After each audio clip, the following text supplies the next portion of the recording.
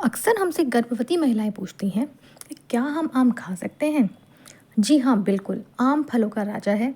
इसका आप लुत्फ ज़रूर उठा सकते हैं, लेकिन आपको कितना आम खाना है, किस टाइम पे आम खाना है और आम खाते वक्त किन चीज़ों का ध्यान रखना है, वो बहुत ज़्यादा ज़रूरी है। तो चलिए इस वीडियो में इन्हीं बातों के बारे में जानते हैं। माई सेल्फ डॉक्टर नायाब तरमीम, वेलकम टू माई चैनल। देखिए, आम की न्यूट्रिशनल वैल्यू जो होती है बहुत ज़्यादा होती है। इसमें विटामिन ए है, विटामिन सी है, विटामिन डी है, विटामिन बी6 है।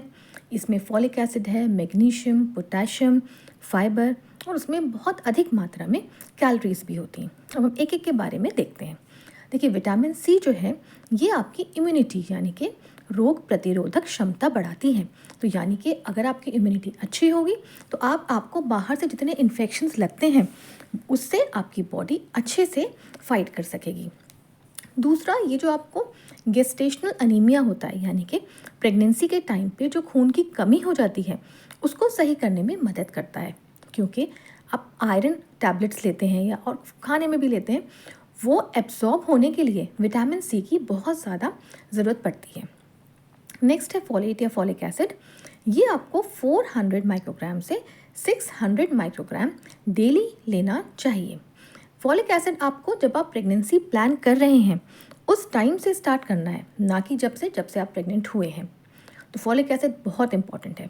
फॉलिक एसिड बच्चों में जो न्यूरल ट्यूब डिफेक्ट्स होते हैं और जो जन्मजात बीमारी होती हैं उनको रोकने में मदद करता है। ये जो ब्रेन वाली बीमारी है और जो स्पाइनल कॉर्ड वाली है, देखिए इससे हो जाता है मेनिंजोसील। ये जो हमारी रीढ़ की हड्डी है ये 2 पार्ट में डिवाइड हो जाती है और जो पानी है वो बाहर आने लग जाता है और फिर वो एक गांठ सी बनने लग जाती है, पानी की थैली जो पैदा होने के बाद दिखती है। नेक्स्ट होता है एनेंसेफेली। बच्चों का जो बच्चा पैदा होता है उसका सिर नहीं होता है, इसको जो है हम मेंढक की तरह जो सिर होता है वो भी कहते हैं। नेक्स्ट है विटामिन बी6। बी6 जो है आपको जो सुबह सुबह के टाइम पे जो उल्टी करने का मन करता है, जो जी मतलाता है या उल्टी होती भी है, उसको जो है विटामिन बी6 प्रिवेंट करता है। मैग्नीशियम, मैग्नीशियम जो है प्री एक्लेम्शिया से रोकता है। प्री एक्लेम्शिया में 3 चीज़ें होती हैं। पहला होता है आपका बीपी। अगर आपका बीपी बहुत ज़्यादा बढ़ा हुआ है यानी कि जो सिस्टोलिक जो ऊपर वाला है वो 140 से ज़्यादा है और जो नीचे वाला है डायस्टोलिक वो अगर 90 से ज़्यादा है तो हम उसे बढ़ा हुआ बीपी कहते हैं। दूसरा पॉइंट होता है पैरों में सूजन। देखिए, अगर आप चल रहे हैं तो आपके प्रेगनेंसी के टाइम पे पैरों में सूजन आना नॉर्मल है, लेकिन आपको अगर लेटे लेटे भी सूजन आ रही है पैरों में, वो खतरनाक होती है। तीसरा, हम यूरिन, अगर ये दोनों सिम्टम हमें किसी पेशेंट में दिखते हैं तो हम उसका यूरिन का टेस्ट करवाते हैं। अगर उसमें एल्ब्यूमिन पॉजिटिव आता है तो ये इसको हम बोलते हैं प्री एक्लेम्शिया। ये अगर बना रहता है, इसका ट्रीटमेंट नहीं होता तो मरीज़ को दौरे पड़ने का डर रहता है। और अगर आपका बीपी बढ़ा हुआ रहता है तो आपका मिस कैरेज होने के चांसेस बहुत ज़्यादा रहते हैं। इसमें ब्लीडिंग हो सकती है और ब्लीडिंग के बाद आपका बच्चा ख़त्म भी हो सकता है। नेक्स्ट है पोटेशियम। पोटेशियम जो है ये आपका जो हेल्दी ब्लड फ्लो है हार्ट को, उसमें हेल्प करता है। और पोटेशियम और मैग्नीशियम दोनों मिलके आपको आपके हार्ट के लिए और बीपी के लिए बीपी को रेगुलेट करते हैं। पोटेशियम इलेक्ट्रोलाइट भी बैलेंस करता है। जैसे प्रेगनेंसी में बहुत ज़्यादा वॉमिटिंग होती है, इलेक्ट्रोलाइट लॉस होता है, उसमें ये बहुत ज़्यादा हेल्पफुल है। आम में एक चीज़ होती है जिसे बोलते हैं मैंगीफेरिन। ये आपके हार्ट के लिए बहुत अच्छा है। ये आपके कोलेस्ट्रॉल को और फ्री जो फैटी एसिड है उसको कम करता है। नेक्स्ट है फाइबर। प्रेगनेंसी में कॉन्स्टिपेशन बहुत ही कॉमन सी प्रॉब्लम है। लोग जाते हैं, लोगों को पॉटी नहीं आती है और जो हम आयरन कैल्शियम देते हैं उसकी वजह से भी पेट सूखा रहता है, पॉटी नहीं होती है। इसमें फाइबर अच्छी मात्रा में है तो आपको कॉन्स्टिपेशन में हेल्प करेगा। इसमें मैंगो में एंटीऑक्सीडेंट्स होते हैं जो कि फ्री रेडिकल से फाइट करते हैं और ये हमारी बॉडी को जो है हार्म से बचाते हैं। दूसरा, जो बच्चा बन रहा होता है उसको भी काफ़ी नुकसान से बचाते हैं। नए नए बच्चों में ज़्यादा देखो सांस लेने में दिक्कत होती है और ज़्यादा लूज मोशन है, डायरिया की दिक्कत होती है, ये उसमें भी हेल्प करता है। आयुर्वेद में इसको त्रिदोष शामक कहा गया, यानी कि तीनों दोषों को जो है ये बैलेंस करके रखता है। और आयुर्वेद में इसको कहा गया बल, यानी कि ताकत देने वाला। तो इससे आपको पता चल ही गया होगा कि इसका मतलब इसमें कैलोरीज बहुत ज़्यादा हैं।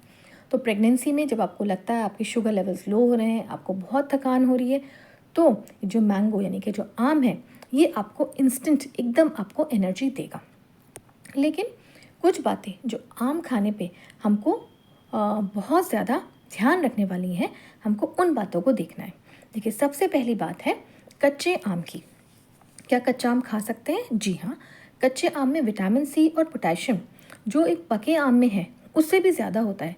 लेकिन अगर आप कच्चा आम ज़्यादा मात्रा में खाएंगे तो आपको पेट में दर्द, लूज़ मोशन ये कर देता है। और जैसे कि आपको बताया, इसमें कैलोरीज, शुगर, नेचुरल शुगर बहुत ज़्यादा है। तो अगर आपको डायबिटीज़ है तो आप इसको कम लें या ना लें। दूसरा, अगर आपको गेस्टेशनल डायबिटीज़ है, मतलब आपको शुगर तो नहीं है लेकिन जब आप प्रेग्नेंट होते हैं उस टाइम पे आपका शुगर लेवल बढ़ जाता है, तो भी आप इसको ना लें। अगर आप थोड़े हेल्दी हैं, आपका वज़न ज़्यादा है, या देखिए पूरी प्रेगनेंसी में वज़न तो बढ़ता ही है, पूरी प्रेगनेंसी में 12 से 18 किलो तक का वज़न बढ़ना चाहिए। लेकिन अगर आपका इतना पहले ही बढ़ चुका है या ज़्यादा तेज़ी से बढ़ रहा है तो आप इसको ना लें। अब आम को किस टाइम पे लेना चाहिए? देखिए, आम क्योंकि हैवी जैसे हम बता रहे हैं तो ये आपको मॉर्निंग के टाइम पे लेना है। आपको आम एक ही लेना है, ये आपको सुबह के टाइम लेना है। सुबह को क्या होता है, आप सुबह को ले रहे हैं या ब्रंच में ले लें या लंच में, यहाँ तक आप लेते हैं तो दिन भर में हम इतनी एक्टिविटी करते हैं, इतने काम करते हैं कि ये जो हम इतना हैवी फूड ले रहे हैं वो हमारा डाइजेस्ट हो जाता है दिन भर में। लेकिन अगर हम आम को रात के टाइम पे लेते हैं तो जितनी सारी कैलोरीज हैं ये सब वहीं की वहीं रह जाती हैं, ये सारी यूज़ नहीं होती हैं और हमें मोटापा और ज़्यादा बढ़ने लग जाता है। और ऐसा मोटापा जो ना हमारे काम का है ना हमारे बेबी के काम का है। दूसरा, देखिए, अगर जो मैंगोज़ होते हैं वो लोग पेड़ से तोड़ लेते हैं, फिर उनको आर्टिफिशियली पकाते हैं। तो ये वैसे ये अब तो खैर कम होता है, कैल्शियम कार्बाइड से इसको पकाया जाता था, ये 2016 में बैन हो गया है। लेकिन ऐसे अगर फ्रूट्स हैं तो वो आप ना खाएं। जब भी फल लें उनको अच्छे से साफ़ करें, धोएं, ताकि अगर उसमें पेस्टिसाइड्स वगैरह लगे हुए हैं तो वो बच्चे को हार्म देते हैं और आपको भी, तो वो उसमें ना लगे रहें।